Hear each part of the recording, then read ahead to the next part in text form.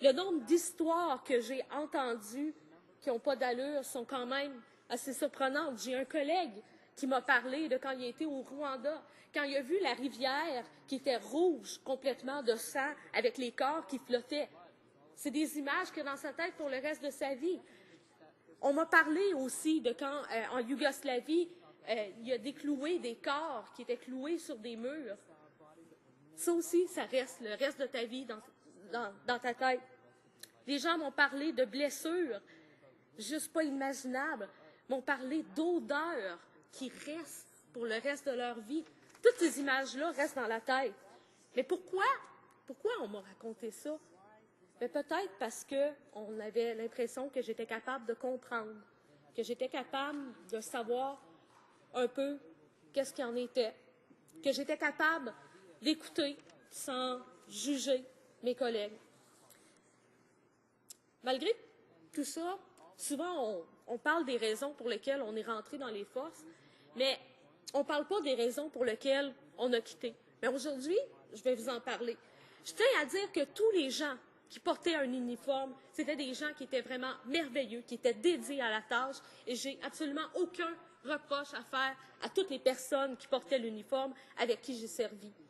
Mais je me suis rendu compte, après avoir été mis sur le peloton d'attente, à cause de différentes raisons, que ceux qui gèrent, ceux qui administrent, ceux qui ne portent pas d'uniforme, bien, quelquefois, ils sont complètement, quelquefois, même souvent, ils sont complètement déconnectés de la réalité puis des besoins des gens qui vivent concrètement sur le terrain.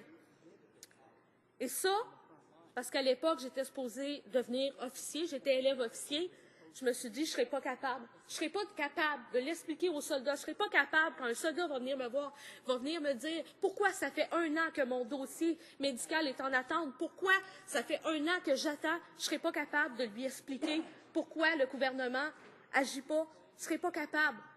Et j'ai finalement, au départ, je voulais rester, puis j'ai finalement choisi de quitter. Et savez-vous, Monsieur le Président, la première chose que j'ai faite en quittant les forces armées en décembre 2005, j'ai été candidate aux élections fédérales pour la circonscription d'Abitibi-Témiscamingue pour le NPD.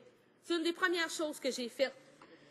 J'ai décidé que j'allais me battre pour mes anciens frères et sœurs, que j'allais essayer de faire la différence pour eux.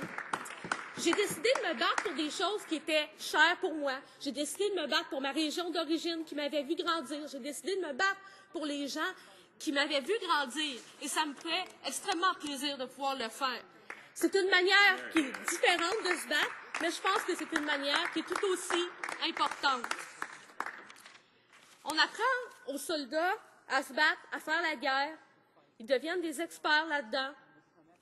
Mais on ne leur apprend pas à se battre avec des crayons, avec des fonctionnaires, avec des formulaires, avec des procédures qui n'en finissent plus.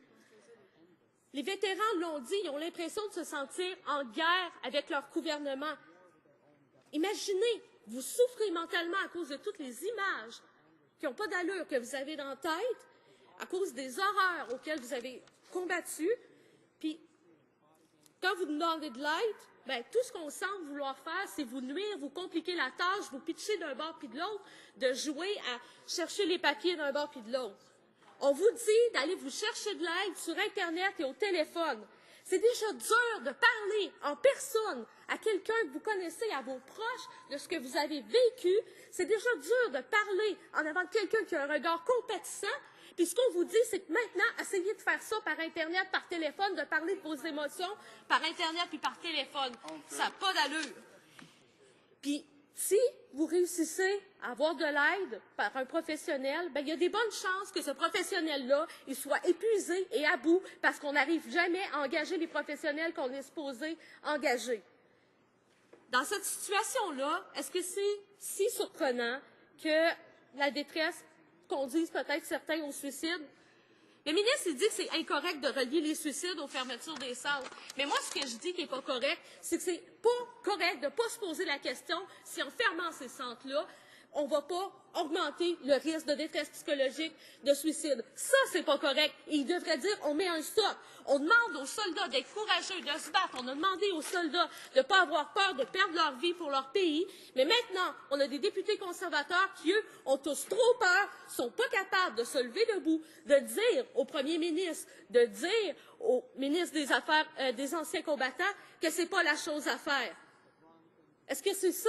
Il manque d'honneur pour être capable de le dire. Moi, je trouve ça inacceptable. Et c'est pour ça, Monsieur le Président, que je crois que tous les députés devraient adopter la motion du NPD. Tous les députés devraient dire non, c'est pas vrai qu'on va abandonner nos anciens combattants. Merci beaucoup, Monsieur le Président.